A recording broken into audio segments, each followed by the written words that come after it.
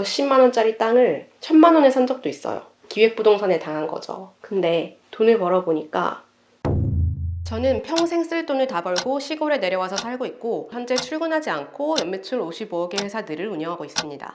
제가 최근에 죽을 뻔한 경험을 했어요. 그래서 그때 느낀 거에 대해서 공유를 좀 해보려고 합니다. 지난주 토요일에 서울에 부동산 강의 들을 게 있었어요. 근데 제가 시골에 살잖아요. 콜택시를 불렀는데 토요일이라 그런지 전화를 안 받는 거예요. 전철역까지 태워달라고 일하는 남편을 부르자니 미안하고, 그래서 전기 스쿠터를 타고 가야겠다고 생각을 했어요. 한 4km 정도 되거든요. 그 정도 긴 거리를 타본 적은 없는데 별일 있겠어 생각하고 타고 나갔어요. 근데 아니나 다를까 방지턱을 몇 번은 잘 피했는데 저 앞에서 우회전할 생각을 하다가 작고 높은 방지턱을 못 본 거예요. 방지턱을 넘는 순간 붕 뜨면서 착지를 못하고 넘어졌어요. 정신을 차려보니까 입에서 막 짠맛이 나요. 휴대폰으로 봤더니 이에서 막 피가 나더라고요. 혹시 부러진 건 아닌가 해서 흔들어 보니까 다행히 잘 붙어는 있었어요. 근데 그때부터 막 팔뚝이랑 무릎이 쓰라리고 고통과 창피함이 막 같이 밀려오더라고요. 여기 다쳤어요. 나중에 봤더니 가방끈은 끊어지고 노트북은 부서지고 휴대폰도 깨져 있었어요. 근데 그때 딱 드는 생각이요.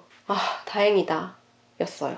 제가 실패를 할 때마다 작게 읽고 좋은 경험했다라고 생각을 하는데요. 원래부터 그랬던 게 아니라 살기 위해서 그렇게 진화한 거거든요. 앞으로 알게 되시겠지만 제가 진짜 일을 많이 벌려요. 그러다 보니까 실수나 실패를 많이 할 수밖에 없어요. 처음 하는 건 시행착오를 겪잖아요. 근데 그때마다 스트레스를 받으면 살 수가 없거든요.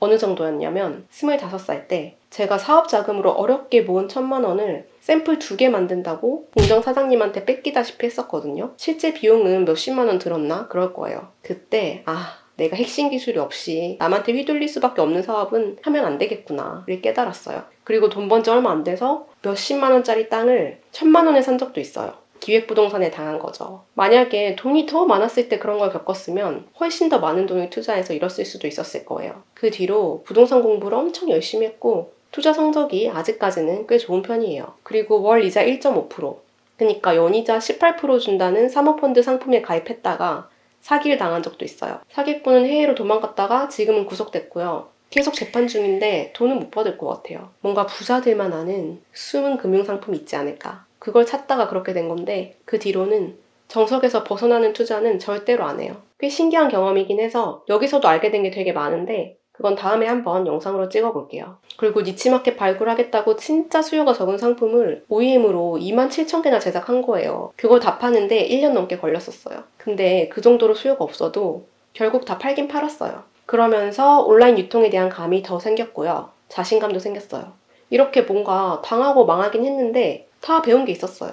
이번 사고도 마찬가지예요. 만약에 제가 그날 스쿠터 여정을 성공했으면 자신감이 붙어서 더 조심성 없게 타다가 큰 사고를 당했을 수도 있었잖아요. 이제 스쿠터는 무슨, 자전거도 앞으로 절대 안 탈 거고, 그럼 아무래도 죽거나 다칠 확률이 줄어들겠죠. 여러분도 어떤 실수나 실패가 있었을 때 반딧불을 하나 켰구나, 내가 또 하나 경험했구나, 더 크게 안 당하고 이 정도로 배워서 다행이다 라고 생각하셨으면 좋겠어요. 그러면 좌절이나 후회가 아니라 진심으로 감사를 하게 됩니다. 또 하나는요, 요즘에 저를 생각해보면 유튜브나 블로그에서 이런저런 방법들로 성공한 사람들을 보면서 동기부여를 많이 받았었어요. 근데 오히려 그 정보들 때문에 누군 이걸로 돈 벌었다는데 이걸 해야 되나? 저것도 해야 되나? 나만 뒤처지는 거 아니야? 하는 조급함이 좀 생겼었어요.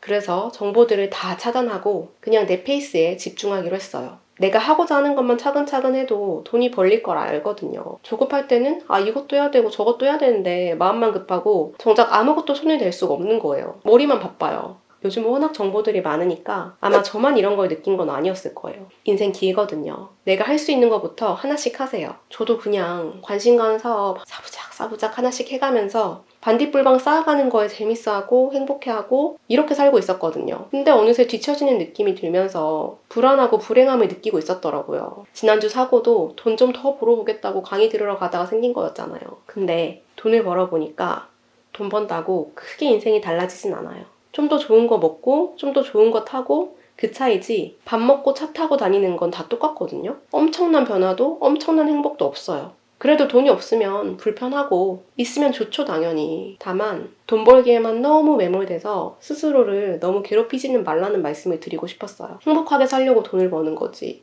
돈을 벌기 위해서 사는 건 아니니까요. 돈이 아니라 어떤 관점을 가지고 사느냐에 따라서 내가 행복할 수도 있고 불행할 수도 있는 거더라고요. 암튼 결과적으로 저는 사고가 나기 전보다 훨씬 삶에 감사하고 행복해졌습니다.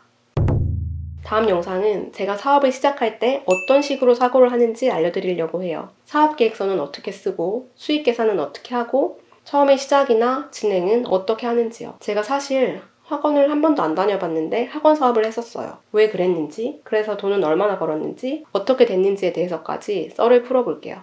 궁금하시죠? 그럼 구독, 알림 하시면 됩니다.